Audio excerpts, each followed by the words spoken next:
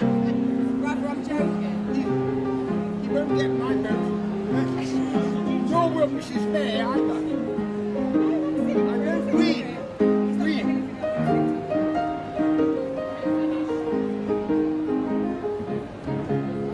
The teddy bears have the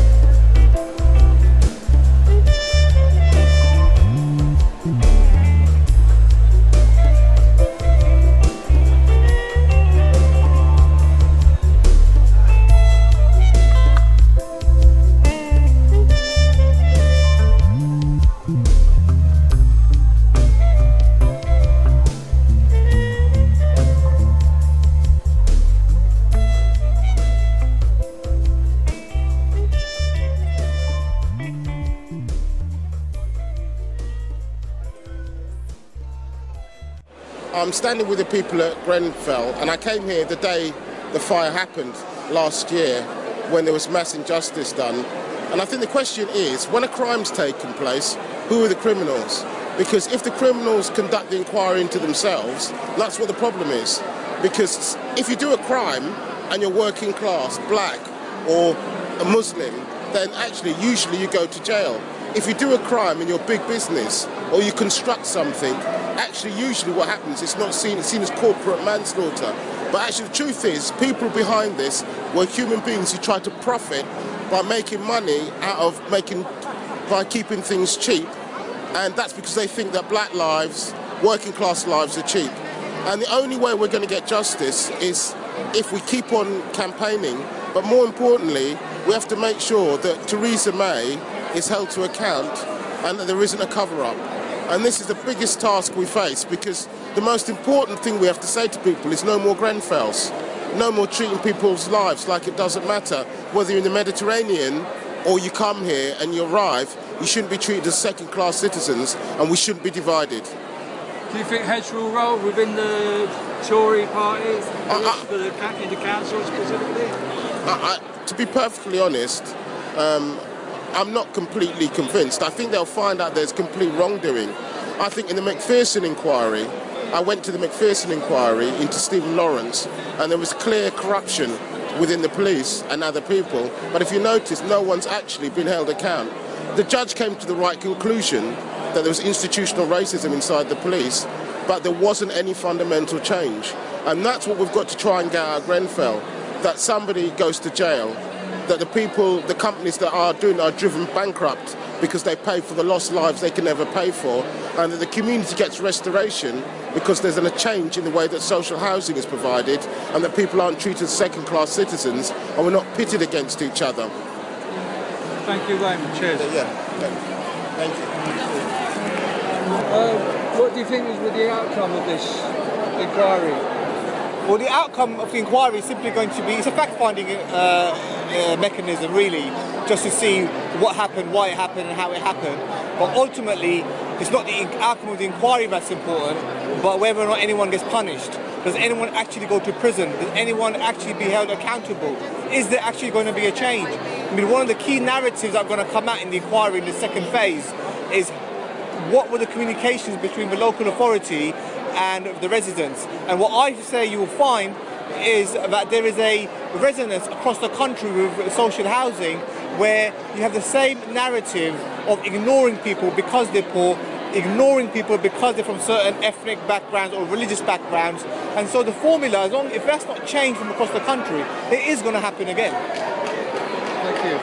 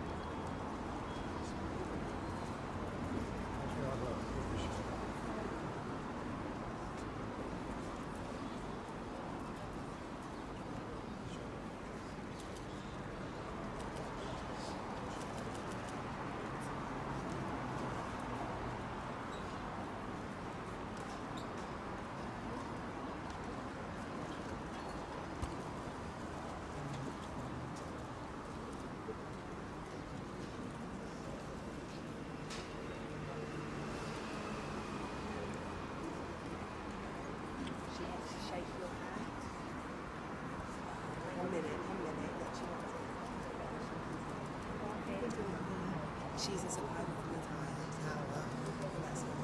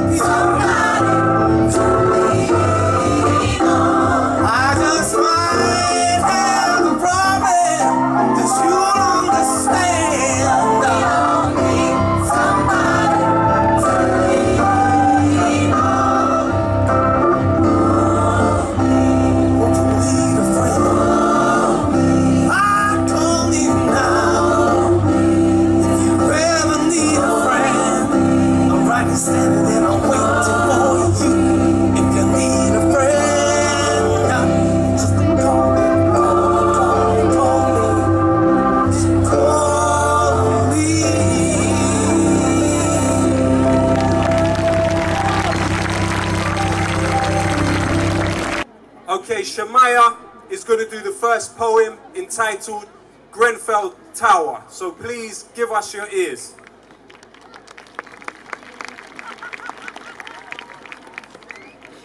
Heart screaming, eyes pouring, arms shaking, the first stage of mourning. The night of a tragedy not to be forgotten. A fire red, a fire of destruction, a fire due to mass corruption. Lives taken on what grounds? Laziness and saving pounds. Families separated, people traumatized, all at the cost of greed and lies. The people of the tower wanted to be heard. Complaint on complaint on complaint, not heard, ignored. Improvements never occurred. People in hotels now, not in the safety of their own homes. They should have been heard. Grenfell residents were loud and clear, only TMO did not open their ears. 72 lives lost, young children, adults, unborn babies, teenagers, all important in this community. It's too late for sorry. Justice for Grenfell has to be served. For my uncle, for the community, survivors, the dead, for peace. The memories in that tower, flat 201 will remain. Uncle Raymond's smiling face, his slow-paced walk, his gentle touch will only ever be remembered.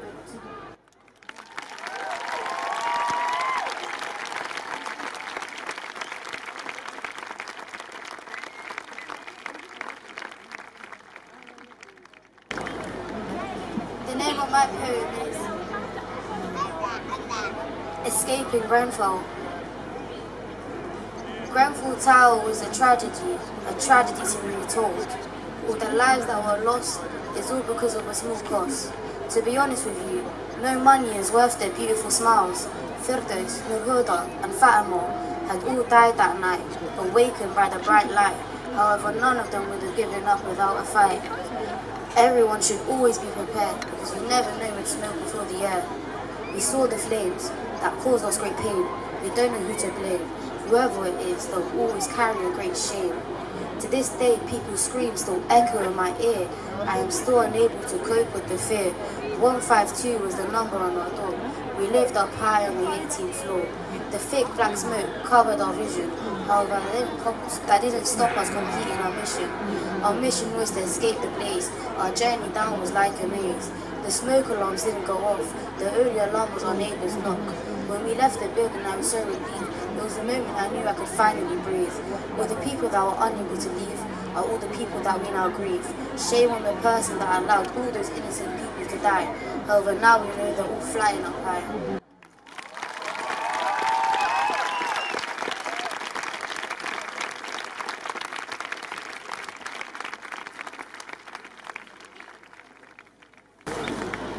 The night the TMO burned down Grenfell Tower, the night we found out who really had the power. I know you're all angels in heaven looking down, but that night I just had to break down.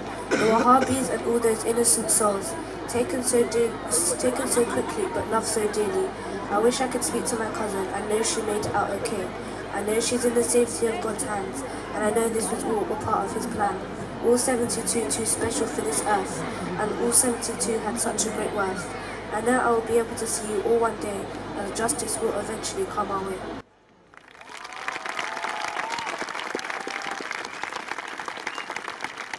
Please give a warm round of applause for Shamaya, Naila and Sakina. Please.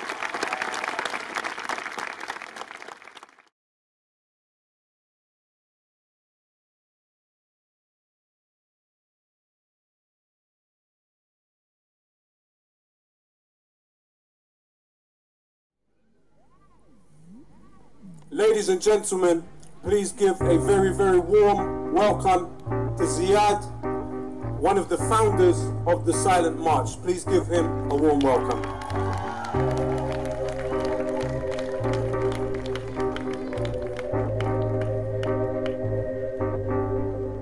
Thank you guys, genuinely. I know I always start with my thank yous.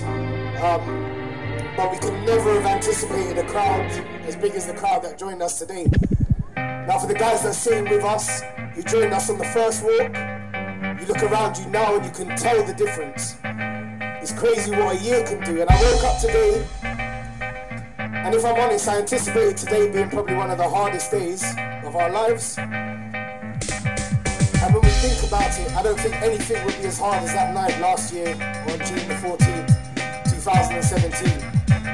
In that time, we've all dealt with trauma, we've dealt with heartbreak, we've dealt with neglect, but we powered through it, and we've all come together month after month after month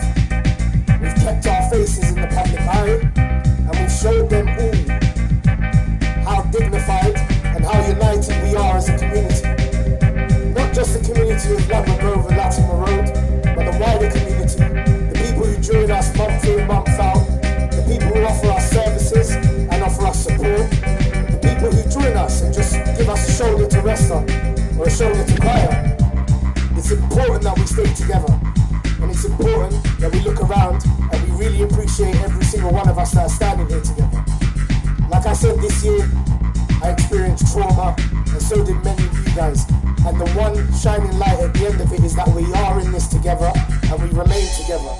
So for everyone who's joined us from the beginning, even if it's your first march and this is the first walk you've attended, I hope you take something away from it, and I hope it made you feel a part of this community. And I hope it strives you and makes you want to join us in our continued fight for justice and peace.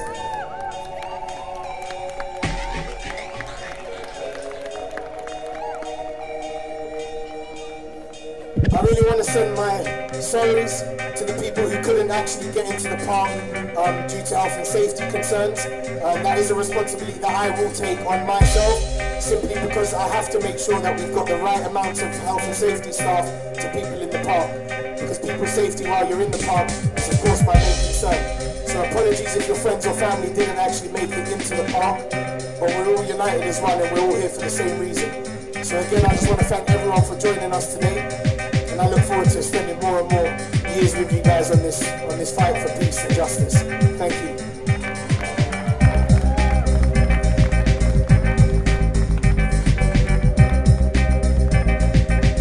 Okay, and next up we have a speaker from the Ramadan Tent Project. Ladies and gentlemen, please give a very, very warm welcome to Omar.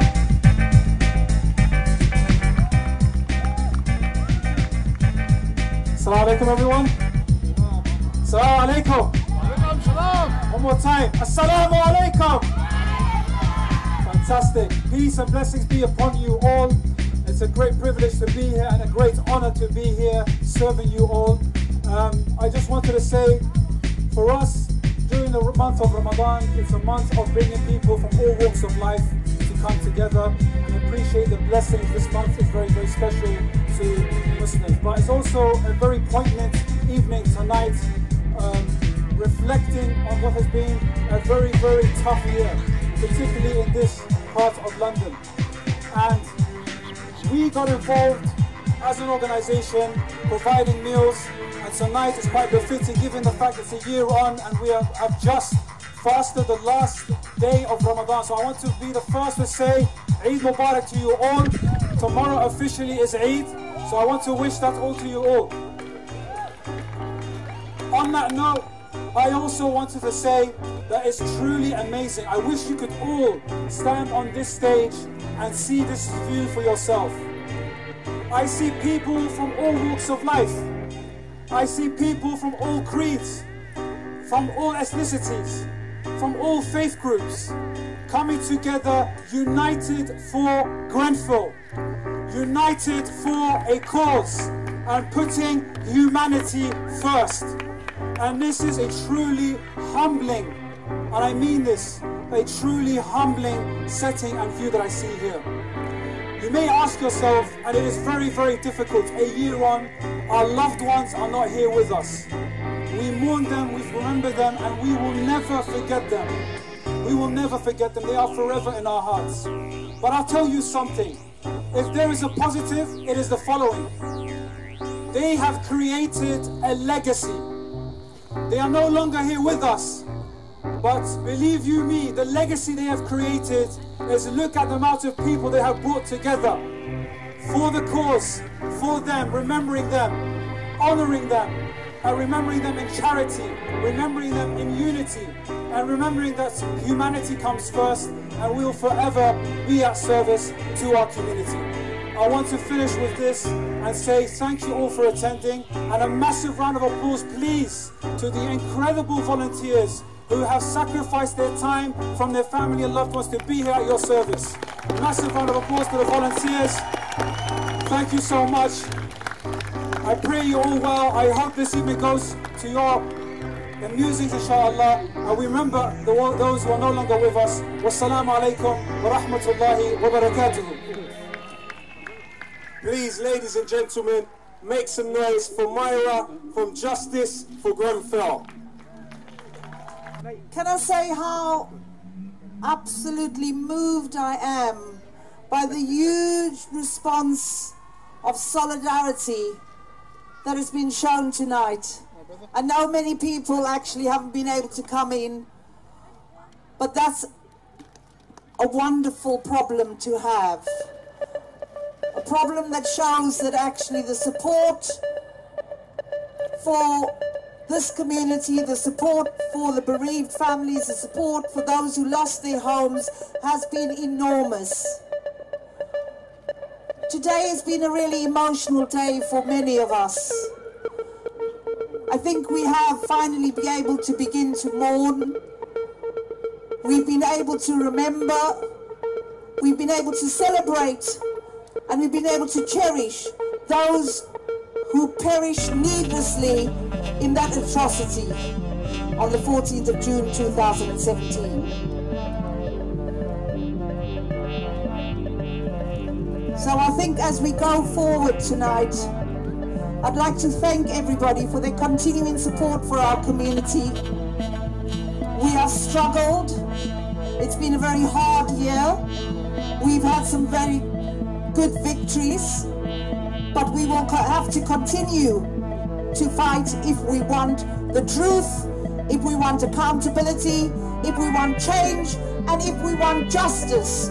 We're going to have to continue to fight, and we're going to continue to need your support. So I'm asking everybody to show their love and their support and come down on Saturday to Downing Street, where Justice for Grenfell and the FBU are calling a solidarity march. We're calling a solidarity march because we want to take the fight for justice to Downing Street and to Parliament, because that is where it will be sorted. So I hope you're all able to join me, and all of us, and people are coming from all over the country. Tonight we have 15 solidarity marches right across the country.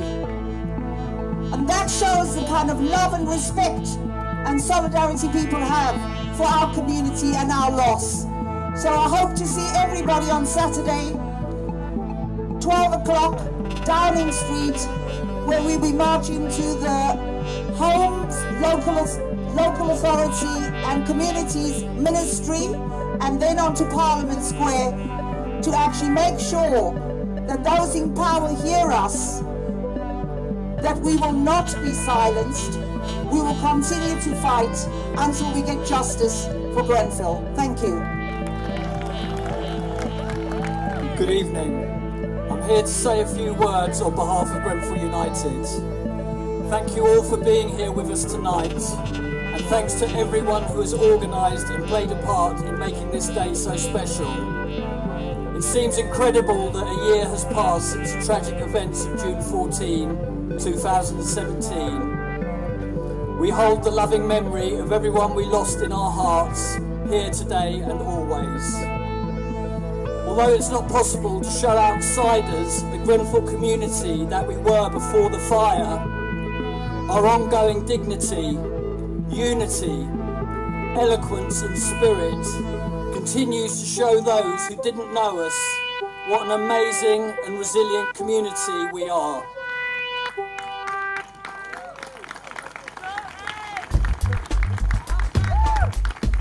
We will never forget what we lost here, but we will not allow the tragedy that we experienced at Grenfell Tower to be the legacy that defines our community.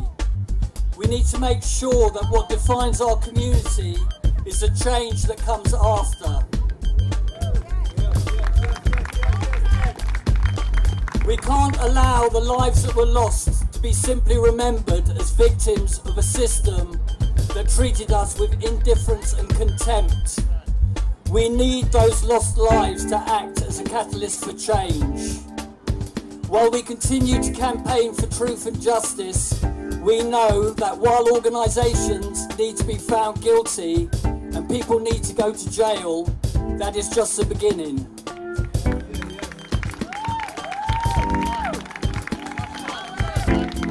It is crucial that there is a change in the culture around how those who live in social housing are treated. The Grenfell fire would never have happened had we been treated with the respect and humanity we deserved. By staying unified as a community and working together, we can make sure that that change comes. It is thanks to all of you here, the centres that gave us refuge in the early days, the volunteers that came for us, the mosques, the churches and the youth centres, organisations and individuals that continue to open your hearts to us 1 year on. It is because of your support that we believe that we can move from that place of darkness into a place of light. Thank you all for being here.